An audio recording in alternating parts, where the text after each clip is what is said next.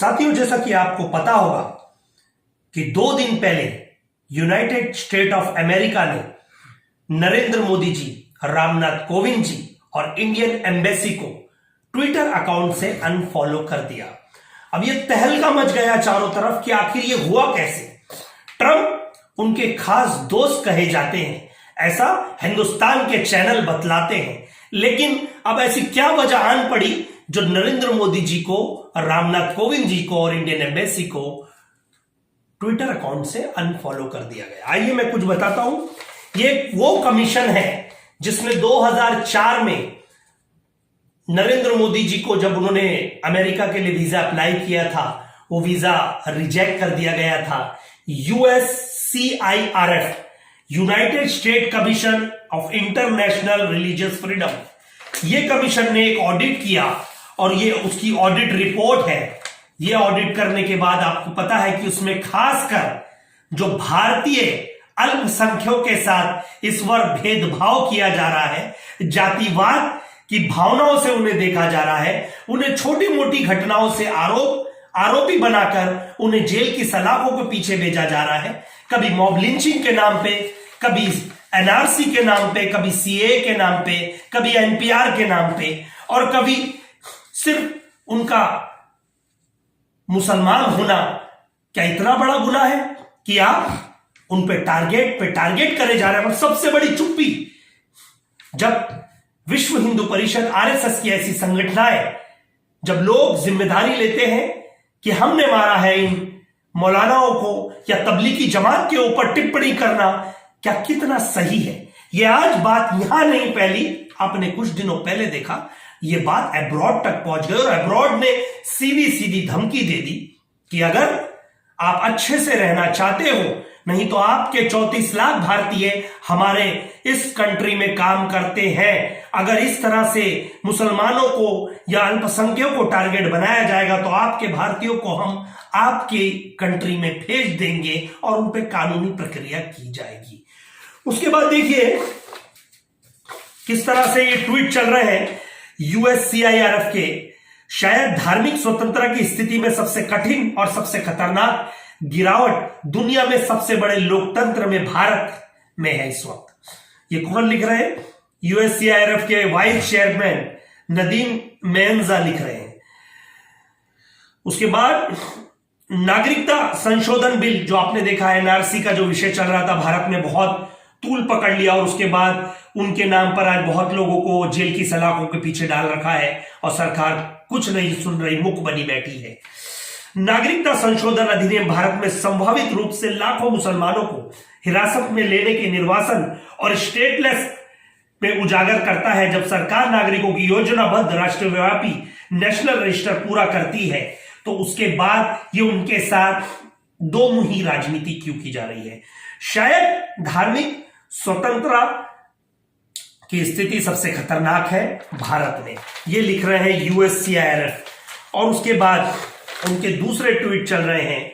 उन्होंने लिखा है, देशों को विशेष रूप से चिंता करने वाले देशों में रूप नामित करने की सिफारिश करता है, जिसका अर्थ है कि उनकी सरकारें धार्मिक स्वतंत्रता के व्यवस्थित चल अहित कर उल्लंघन कर रही हैं।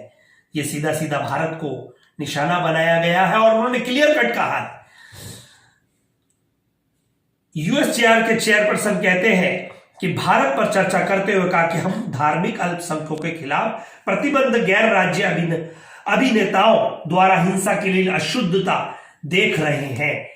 और धार्मिक स्वतंत्रता पर USCIRF का कहना है कि आरोपों को भारत खारिज करता है, ऐसे भारत कह रहा है। लेकिन मैं आपको यह बता दूं, अब USCIRF कहता है भारत को पाकिस्तान, सऊदी अरब, सीरिया, ईरान, उत्तर कोरिया, चीन आदि के बगल में देश विशेष चिंता का रूप सूचीबद्ध किया जाता है। अब आपको यह बता दूं, ये रिपोर्ट क्लियर कह रही है कि उन्होंने अनफॉलो इसलिए किया क्योंकि भारत में जो अल्पसंख्यकों के समाज के साथ, खासकर मुसलमान समाज के साथ जो टारगेट किया जा रहा है, जो हिंदू मुसलमान की भावनाएं भड़काकर उन्हें आए दिन कोई भी विषय पे लेकर टारगेट कर दिया जाता है, उन्हें मार दिया जाता है, उनकी कोई सुनवाई नहीं होती। उसके बाद भी सरकार मुक बनी बैठी है।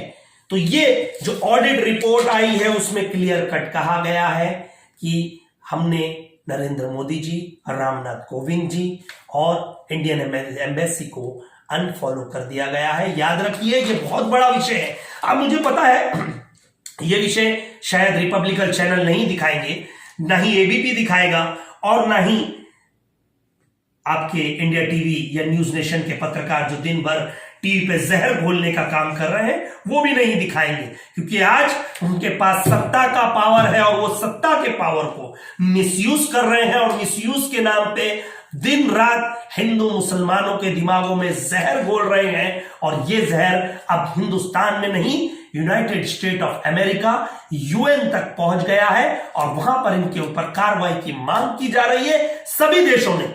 जहां तक कि मुसलमानों पर ये 2014 के बाद से जो विशेष करके एक समाज को टारगेट बनाया जा रहा है, उसके बाद इसमें यूएससीआईआरएफ ने एक रिपोर्ट, ऑडिट रिपोर्ट दी है। ये ऑडिट रिपोर्ट है, ये देख लीजिए पूरा इसमें एक संक्षिप्त लिखा हुआ है संक्षेप में कि किस तरह से इनके ऊपर कार्रवाई की जाएगी अगर इस तरह से ये लोग आए दिन सिर्फ मुसलमानों को, हिंदू मुसलमानों को लड़ाने की कोशिश कर रहे हैं।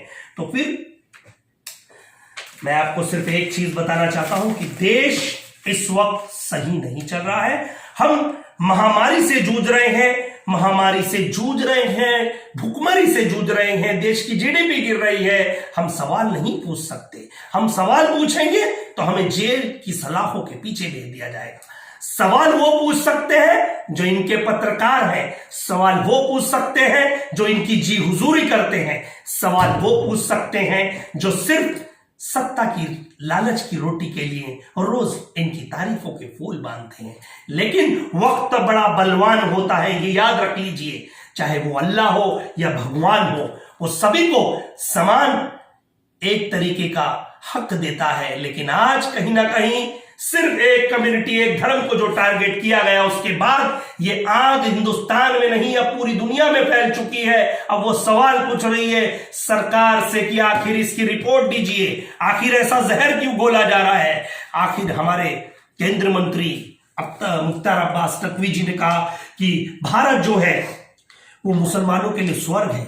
या आपके मुंह से ये बोल शायद अच्छे नहीं लगते।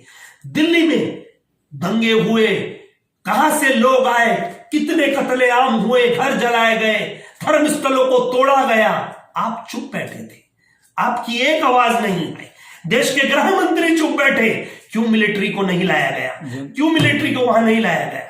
याद रखिए इस वक्त देश सही नहीं चल रहा है, सिर्फ एक कम्युनिटी को टारगेट बनाया जा रहा है। और यह रिपोर्ट से जाहिर होता है कि अब यूएन इसमें संक्षेप कर रही है और इसमें इन पे एक्शन लेने के लिए उन्होंने ये रिपोर्ट, ऑडिट रिपोर्ट सबमिट कर दी है। अब देख लीजिए ये फैसला आपके हाथ में है कि आपको सिर्फ हिंदू मुसलमान खेलना है या फिर भाईचारे की बात फैलानी है। जय हिंद, जय भारत।